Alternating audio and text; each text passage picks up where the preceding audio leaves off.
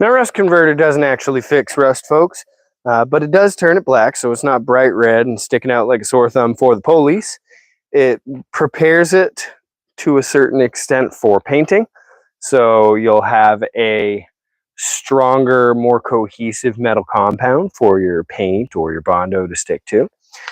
That's why we're doing it. It needs to give stuff a little bit better of a place to stick to and make it so it doesn't stick out like a sore thumb to the popo.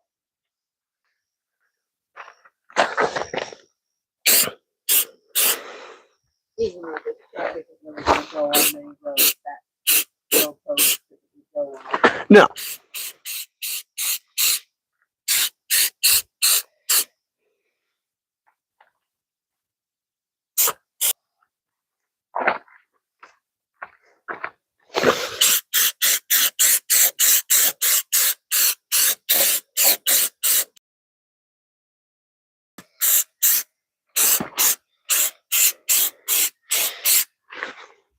And some of this I'm putting on areas that I haven't even sanded down yet or ground down yet. So it's actually going to act kind of like a little bit of a to show me how close to a nice smooth surface I'm getting. To do my skim coat of Bondo, I'm able to create a nice smooth surface that follows the factory body contours nicely and doesn't look, you know, like a gaudy, shoddy, shitty ass shade tree mechanic repair.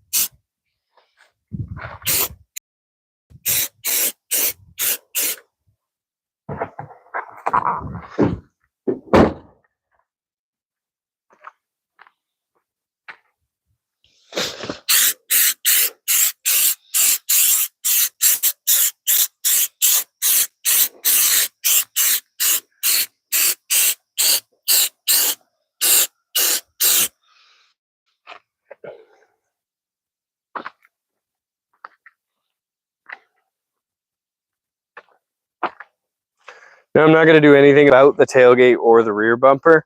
The reason why I'm not going to do anything about the tailgate or the rear bumper is because they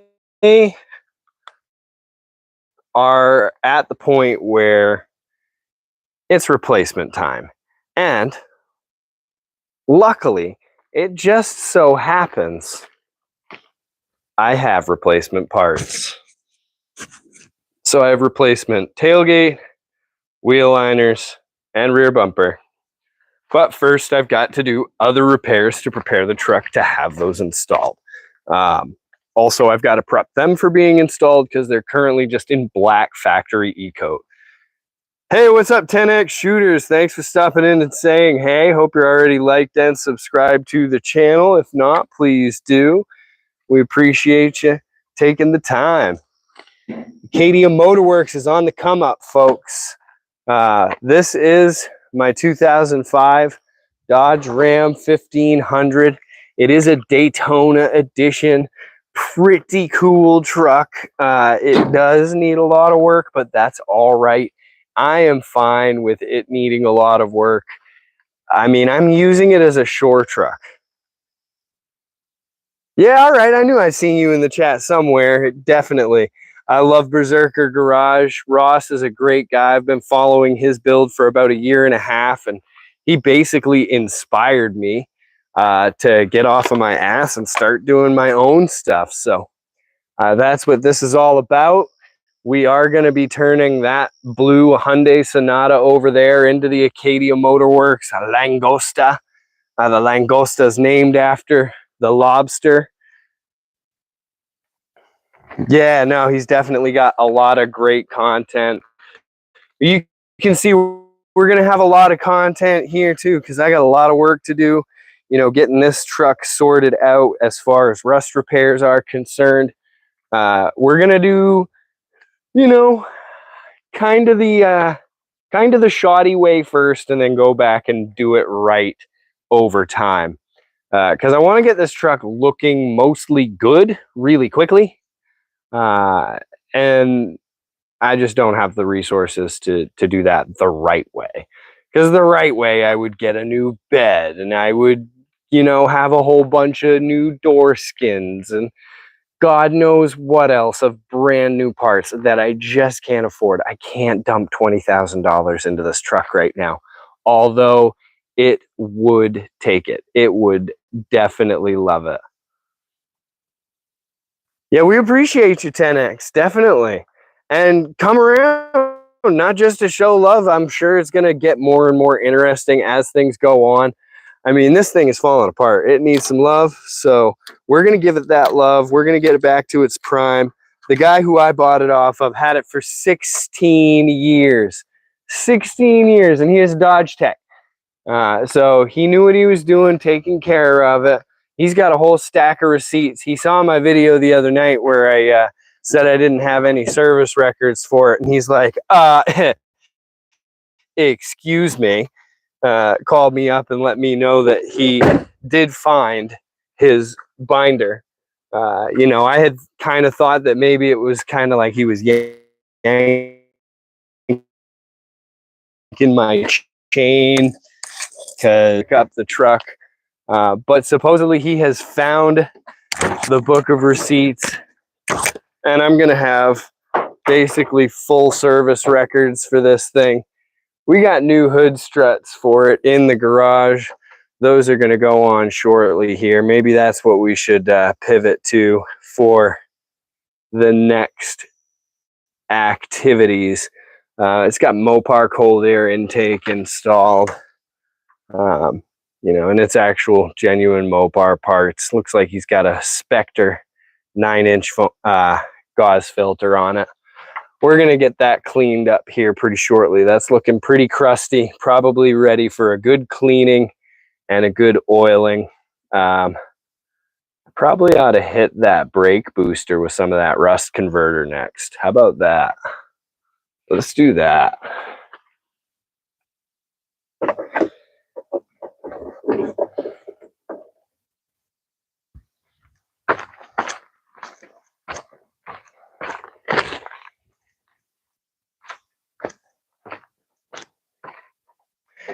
And the good thing about the rust converter is it will, for the most part, stop rust in its tracks and kind of keep things from progressing any further than they have at this point, at least for a while.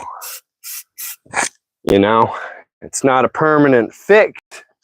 There is no permanent fix because I live in the state of Maine, and rust is an inevitability here rather than a question. But, you know, we deal with it. We find ways to deal with it. And one of the ways that we deal with it is by using stuff like rust converter to stop it in its tracks when it does start, and using things like undercoating protectants to prevent it from coming beforehand. But even those are really temporary solutions. And that is why when I build the Acadia Motor Works cars, and yes, there are plans for more than one now. There are plans for multiple Acadia Motor Works projects. We're going to be using composites mostly. And where we do use metal, we're going to have that metal completely sealed up and protected from the elements, so we don't have these sorts of issues in the future, which would be nice to have those worries alleviated. Like I said, you know, it's not really a question so much as it is an inevitability here. But yeah, I'm just going to kind of hit everything that's really rusty underneath the engine bay here, clean it up. This is going to do a lot for the, you know, the aesthetic here, just by kind of uniforming the black areas, because the rust converter, once it dries, it turns the rusted areas completely black. So it goes on clear, turns the rust black. So when you spray it in an area that was painted black from the factory, the rusted area just kind of blends right in at the end of it all. And I can see it's already working on a lot of these parts. It's already going to town. They're darkening up, going kind of back to that factory black and looking a lot better. I'm even going to hit these forward frame supports here, the push plates. I do have push plates on this for a Fisher Minute Mount plow if I decide I want to plow snow with it in the wintertime. I would need to find a Fisher Minute Mount plow with the controller. If you know anybody who's selling one in Down East Maine, definitely let me know. I'd appreciate that. I can always use a line on good cheap parts. You know, cheap is the name of the game in this house. We don't make millions of dollars. This is not a monetized channel, not yet. So we are figuring it out. We are busting it out with what we've got. Converter and a healthy appetite for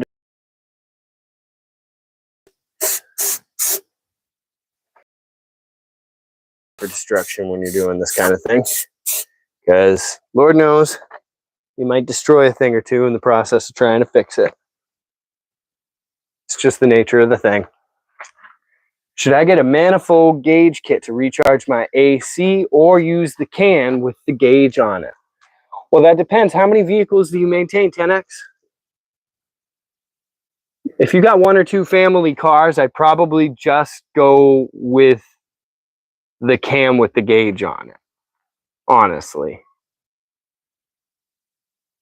But I mean, if you've got a fleet of like 5 or 6 or 7 vehicles that you're maintaining, and recharging an AC is something that you're doing every year or every 6 months, then that's when I would say you should go the more expensive route and have the actual gauge kit and a manifold kit to be able to just...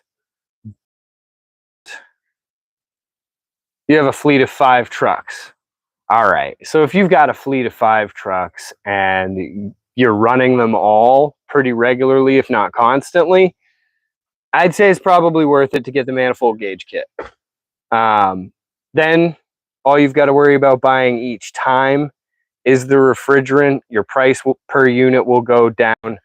The only reason why I ask about how many vehicles is because if it's only 1 or 2 vehicles and you're buying a tool that has one job, you're paying an awful lot for the space that's going to take up, as far as it not matching up with that. Honey, would you care for a beer of the root variety or to be kissed by the sun? I'd like a root beer, please. Thank you.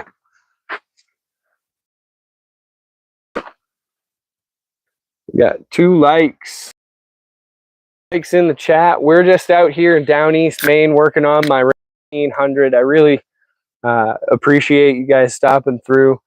10X Shooters has been in the stream pretty much the whole time. He stuck through us, even with us having connection issues. Isn't that great? Way to go, dude. Yeah, cool dude. He came over from watching Berserker Garage.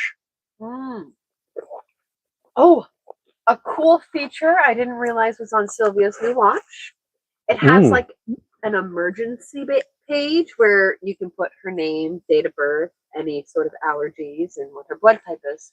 Oh, cool. Yeah, that's very cool. We got our kid a little playtime smartwatch for her 3rd birthday, and apparently it's got like an emergency contact info screen where she can be wearing a watch that has all the info of who she is, where she lives, who her parents are, how to get her home safely. Just doing your part as a subscriber. I think you're going above and beyond, and we appreciate you. You know, you're in here, you're commenting, you're engaging with the stream, you're keeping us going, really, because it's super hard to justify keeping a stream going when you're just like working for an empty chat. And just having even one person here to chat with and, you know, kind of talk about what we're doing too, it makes it feel a lot more natural and a lot more worthwhile. So I really appreciate you helping us get this channel started, 10X. You're a great guy. Or girl. I didn't mean to assume anything about you. Oh my goodness! Oh my goodness! So how dare you? Rust converter. Let's see where I missed a spot. 2 spots. Here we go. There's a rusty bolt. And this is just basically to dress things, protect them, stop the rust in its tracks, and make sure. What about the Side of the hood, there's a few good spots up there in there.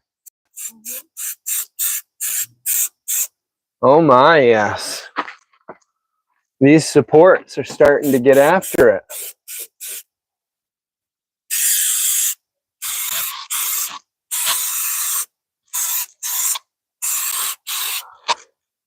This thing needs a really good wash too at some point. Yeah, I plan on washing the van. Yeah. I would wash this tomorrow, but I don't know where there's a car wash along my... You know what? I need to go to the store before it... the car wash when I go into town. Really want to do a car wash? Yeah, it'll be fine. I wouldn't risk it. You don't think it'll be fine? No, who knows how bad it is underneath, and there might be something that the spray might make it go away. And then things are on the ground. Oh, you mean that if I go for the wash with the underbody blast, I might lose the exhaust? Yeah, something along those lines. Yeah, I wasn't planning on doing the underbody blast because I don't want to lose the exhaust. No, you can. I'm gonna be washing the van tomorrow, so I'll do touch-free. How about that? You think that's the better idea? Do the touch-free wash? You don't think you'd wash it, period? But it's so dirty. I'd wash it by hand. You think you'd hand wash it? Okay. Yes. All right. That's probably a better idea. That's what I plan on doing with the van tomorrow. Oh, you're going to hand wash it here? Yeah. Why spend $18? Because the machine has colorful bubbles. It doesn't do as good as a job. Then a bucket of water. Interaction is key. I was born a boy and still have my original parts intact. Well, good for you. A friend of mine told me, I say a friend of mine, he's really my boss, told me that of the 4 boys in his son's graduating class, only his son correctly identifies themselves when they look in the mirror, which is staggering for the intelligence of these young boys coming up. They don't even know what a boy looks like in the mirror. Do you have an Allen wrench set in the toolbox? Pretty sure I do, and I'm pretty sure I also have one in the house somewhere. Why? This is loose. Ah, yeah. There is Allen keys in the household screwdriver box, which is to the right of the bathroom sink. Yep. Wait, did I move it? No, I didn't. No, it's to the right of the bathroom sink. I saw it just an hour ago. You know how time is with you.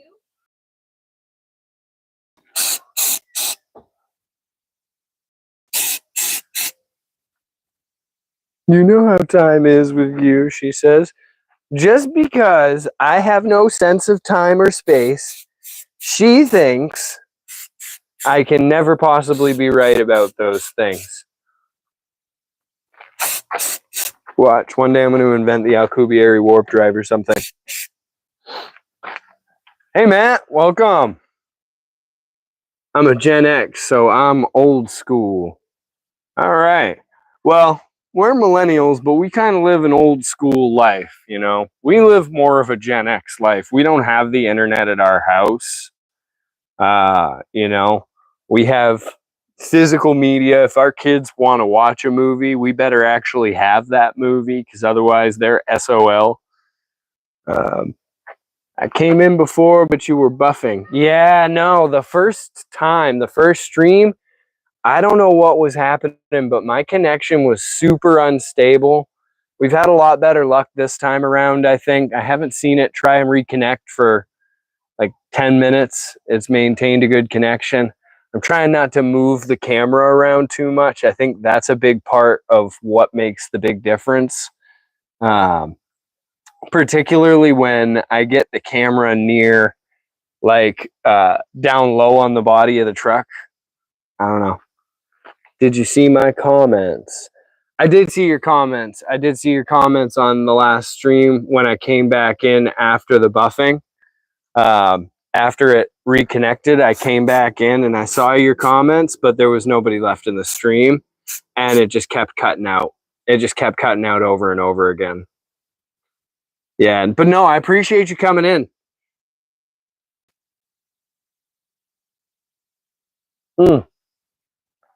A&W root beer is the superior root beer. I don't care what you say.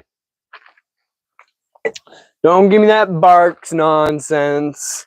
I mean, Mug is okay, but it's not the king. The king of root beers is A&W for sure. Looks like Matt agrees with me. Matt likes A&W root beer, everybody. Matt knows what a good root beer tastes like. Absolutely. Nothing like A&W. Have you ever actually been to an A&W? I didn't even know it was a restaurant until I moved to Florida. I moved to Florida for a few years in my 20s, and I was shocked as shit to see A&W root beer fast food stores. Go in there. Oh my God, the burgers. The burgers at A&W were banging. I don't know what they were seasoning them with. Probably freaking crack or something.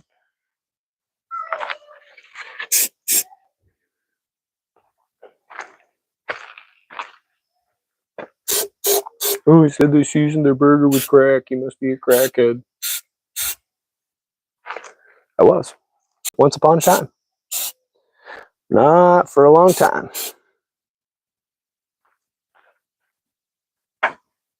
Ben was here. Oh, I didn't know Ben was here. I didn't see his comments if he commented. No, but we got a little bit done here. We got rust converter sprayed on all of these joints here. Bam. So those are going to dry up black. Let's take a look at the bedsides here. They're probably blackening up nicely now. Yeah. Yeah, now this is starting to look a lot better. Yeah.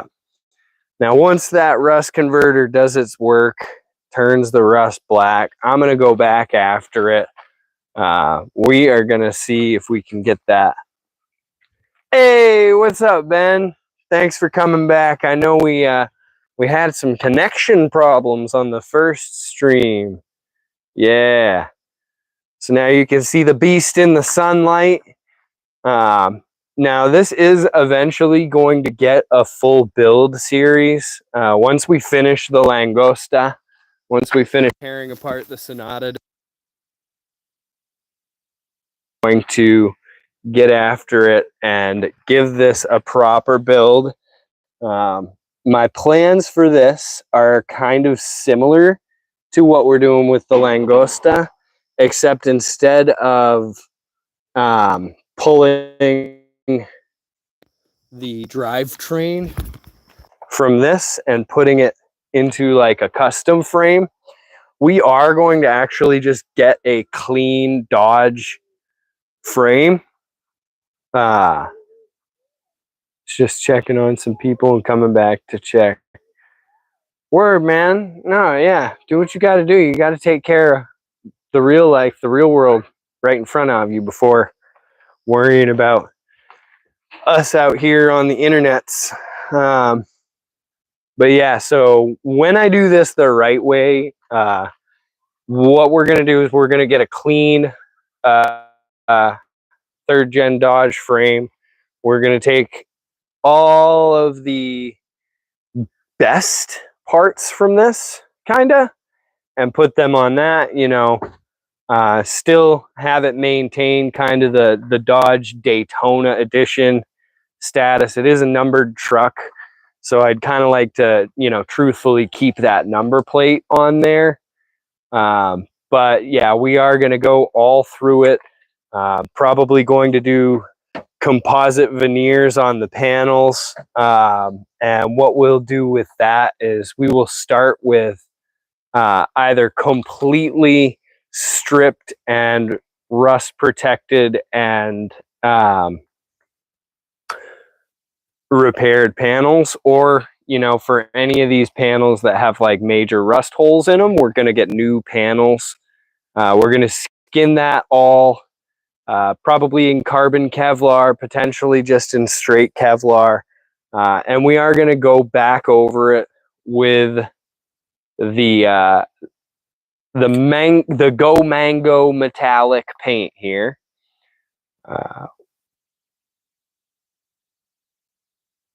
Well, first we need to have more than you two in the chat before we worry about making anybody mods. I appreciate you guys. Thank you so much for being here, for checking out this stream and helping me to get this channel started up and growing. You know, without people to check it out, people to look at it, you know, it's not even really worth doing it. It feels weird. It feels awkward. But you guys are help making it feel right for me. And look at that. That brake booster is looking so much better. Now that that rust converter is having a little bit of time to do its work, you can see the rust kind of disappearing on it. You can see it kind of fading into black here on all these frame members and stuff. Looking a lot better. Starting to get there. Like I said, you know, on these doors here, I'm going to get after it with a skim coat of Bondo and hopefully be able to get these smoothed up nicely. Once they are, you know, kind of built back up and smoothed with that skim coat, I will sand them, I will prime them, and we are going to hit it with Go Mango at some point this week. Probably toward the end of the week. I'll probably try and do that Saturday night so it'll have Sunday to cure. And early days, yeah, you will be great. Thank you, man. I appreciate the confidence. It is the early days. I tried doing live driving a couple of times. You do the color change to the old school Sublime. Oh, Sublime green? Yeah. No, thank you. Nah, I'm not a fan of Sublime. I mean, I'm a fan of Sublime, the band, but not Sublime, the color. No, I like. You ain't changing my favorite color. No, yeah. I like this metallic orange color. I've always loved it. It's something that's got a special place in my heart. So naturally, when I saw this truck, I instantly had a soft spot for it. It's got a big ass hood scoop. It's got the right color, and it's got a Hemi. You know, what else can a man ask for? She's got a Hemi, and it's already missing its badge. So, yeah, that's getting an Acadia Motor Works badge ASAP. Oh, and I thought about picking up some like molding clay. Oh, cool! Yeah. Oh. It's the color of the car build.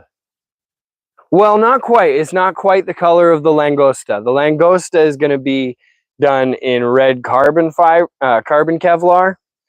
So that's going to be kind of black weaved with red. It's going to be kind of a almost like a dark red color if you looked at it from a distance, but when you get up, you'd see it's like bright red that's just interwoven with black.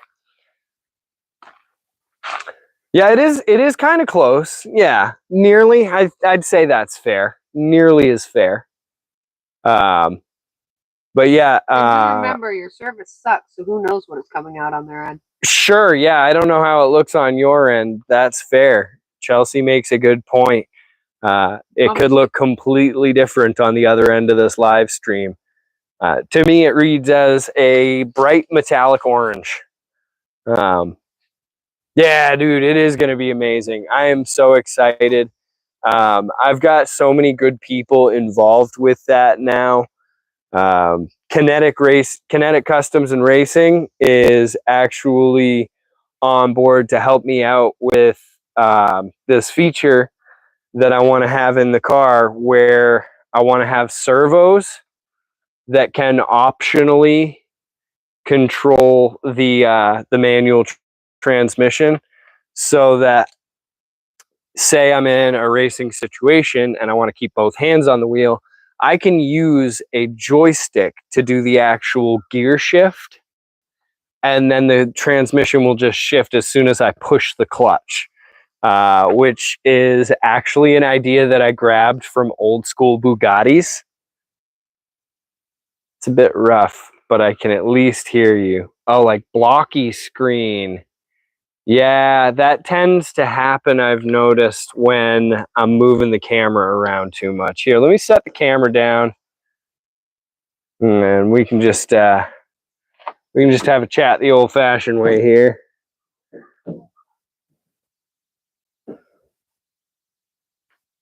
Yeah.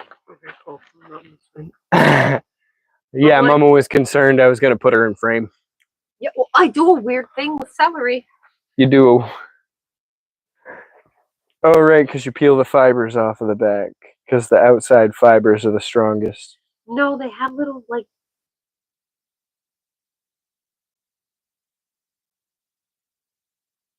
Okay. strings, and take them out. She takes the strings out of her celery. That way they're just super tender. It's not the weirdest thing I've ever heard. I mean,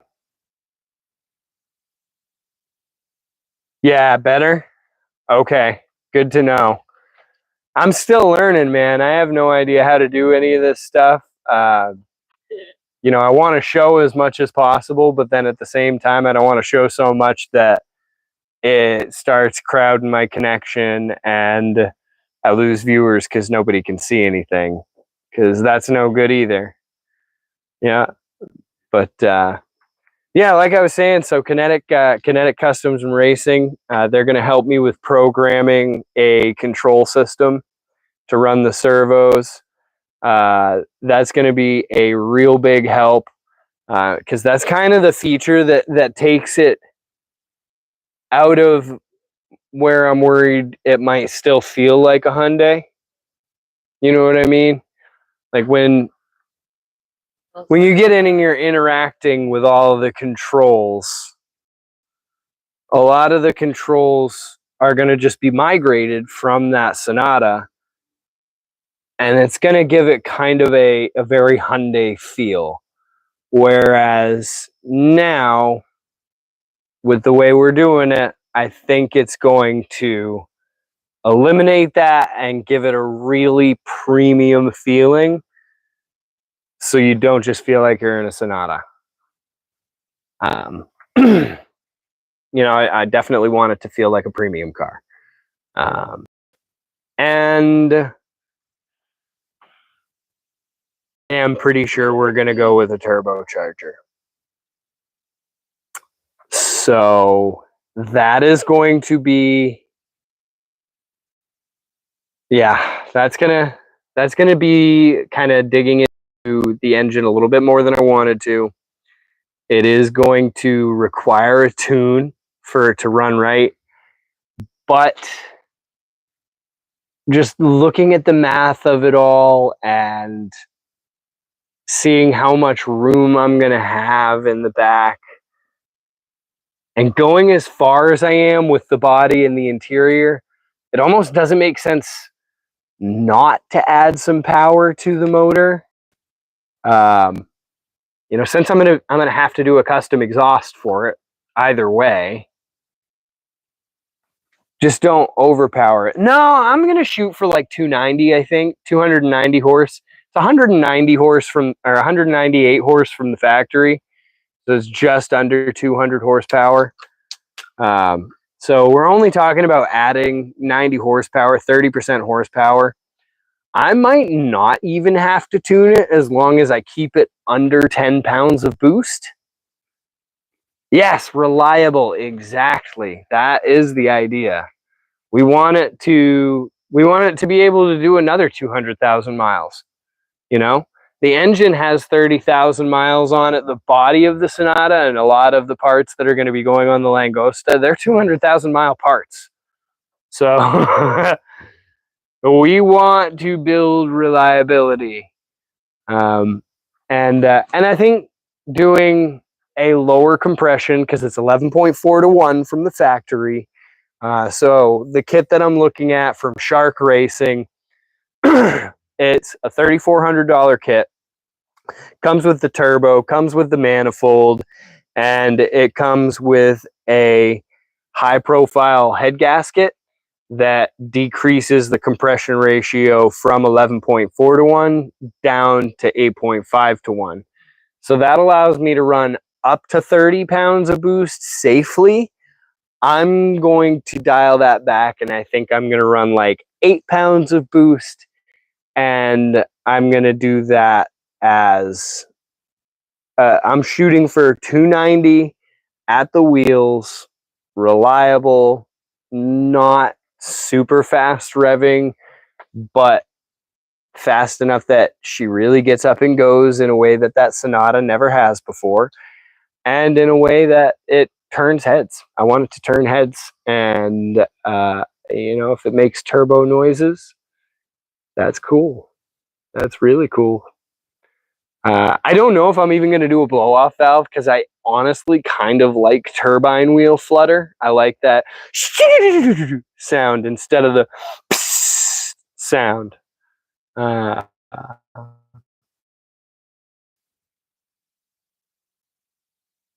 my model looks great. Yeah, the digital renderings that I've done, taking my drawings and running those through the AI to get kind of a rendering going.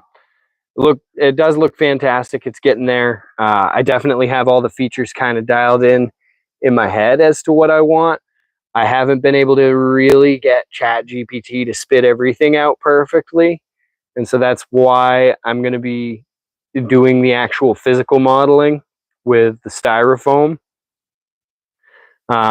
Once I've got that physical modeling done and I've really dialed in all of the curves and everything, and I've made the RC Langosta, because that's going to actually come first before the real life Langosta is going to be the RC Langosta that I'm building for Fast Bobby. Good old Fast Bobby is the RC car man around here, and we're going to build him an RC car. So it's going to be the RC Langosta. Zach just got a whole bunch of parts.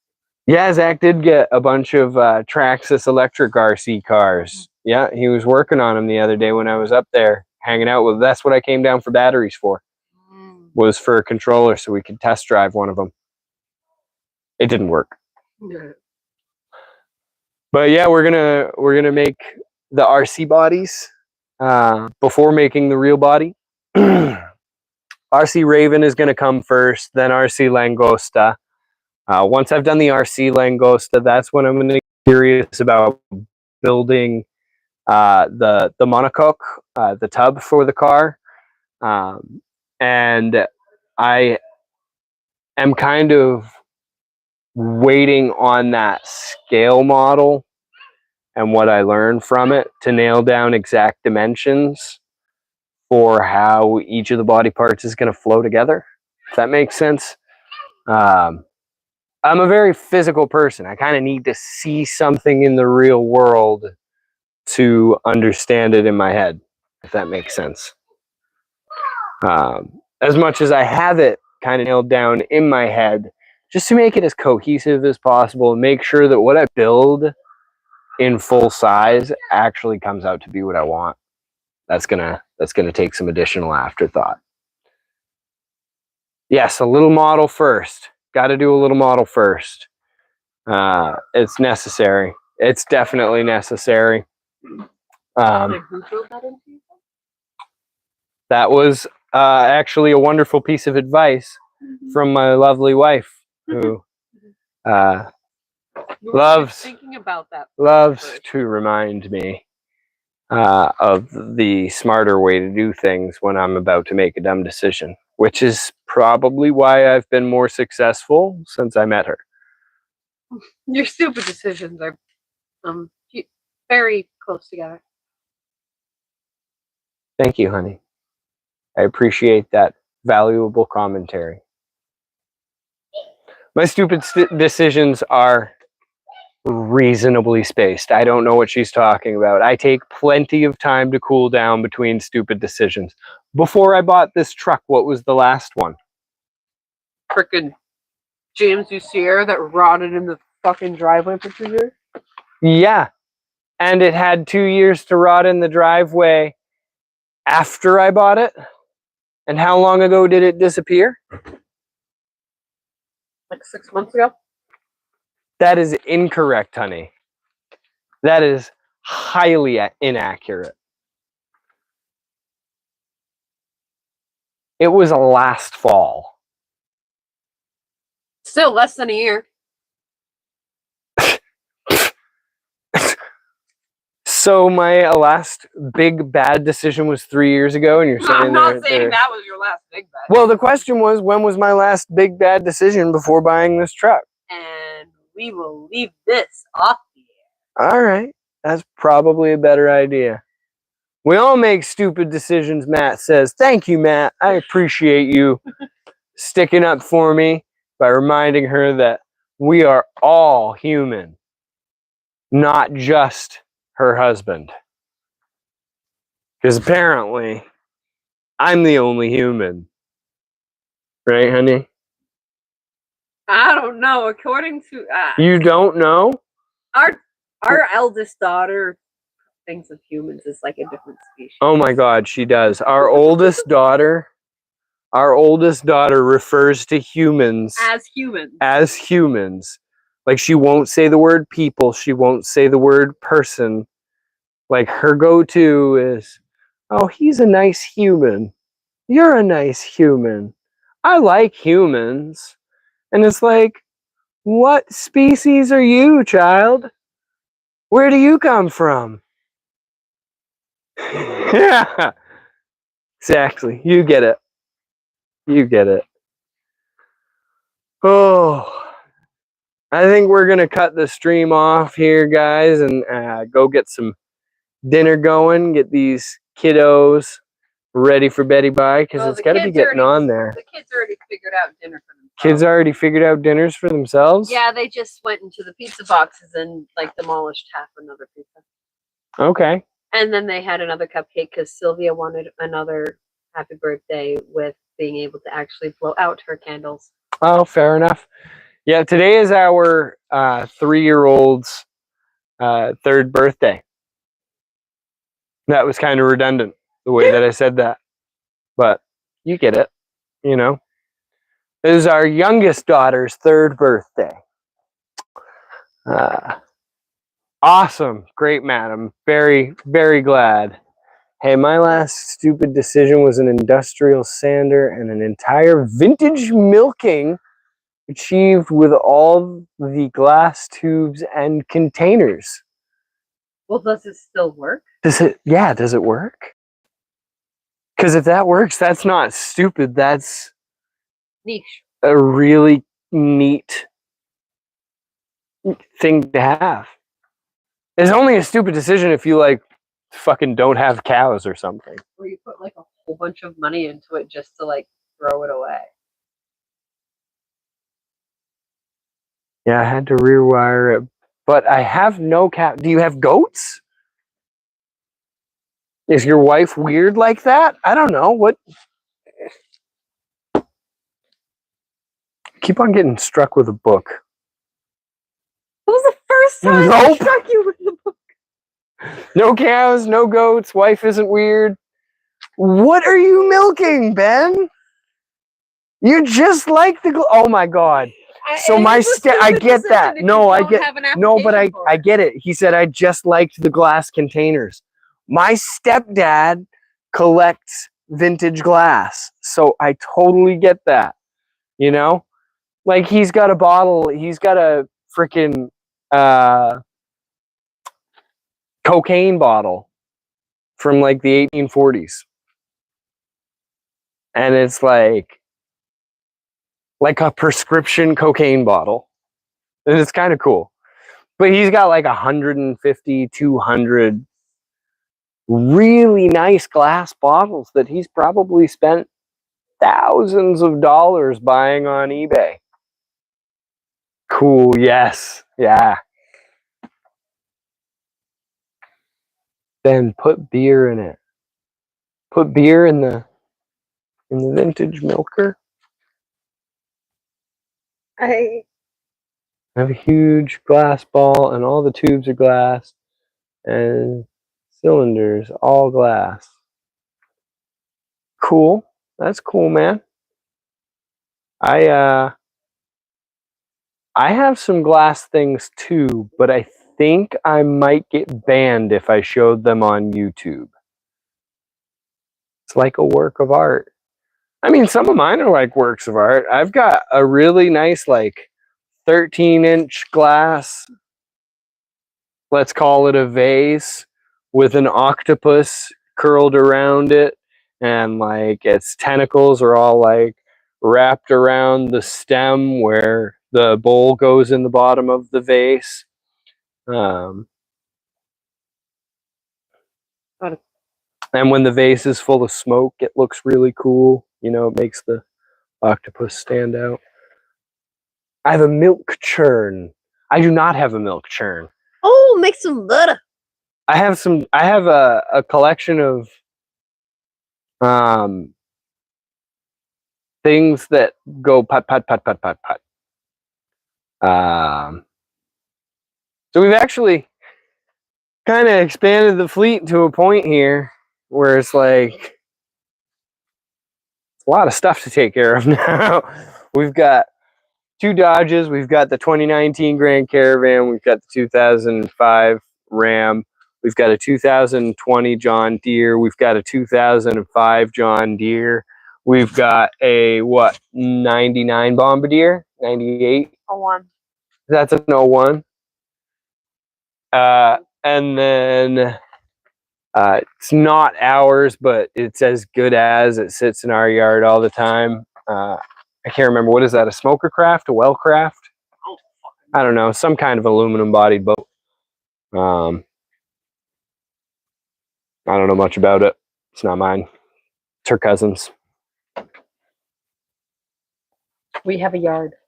I've sold 4 churns. One is steel and one is aluminum. Yeah, they're expensive. Butter churns are expensive. I didn't know that. You know,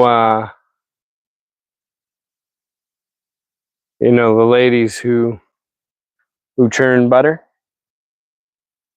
they like cream. Think about that. Just think about it. I'm getting stuff thrown at me. All right, I gotta get some food in me and get relaxing for the evening. We are on the East Coast here, so I don't know if you can tell, but the sun is going down. The day here in Maine is to end. We do still have some sun coming through the trees, but it is clearly fading and time is short. Strike a bowl for me. Yeah, man. Always. Always, dude. Here can be 160 pounds. 160 pounds for a butter churn. Wait, Matt, are you British? Are you from the British Isles? How did I not know this? He said pounds instead of yeah, no. Like that's what struck me. He's like, here can be 160 pounds. And I didn't know this dude dealt Oh. in pounds sterling. Oh, cool. That's neat. Where from? I got a friend who lives on the Isle of Man. Great Britain? Cool. That's what's up. Well, thank you guys so much for coming. We appreciate you here. Definitely like and subscribe. It says there's only 2, but I know sometimes that can be wrong. So if there's anybody else here, definitely check out Berserker Garage. Berserker Garage is one of my favorite YouTube channels, and they're building probably the coolest Volkswagen Beetle on the planet. So certainly check that out. Big shout outs also to Rungy Cars, as well as Jack Builds It, Garage Goblin.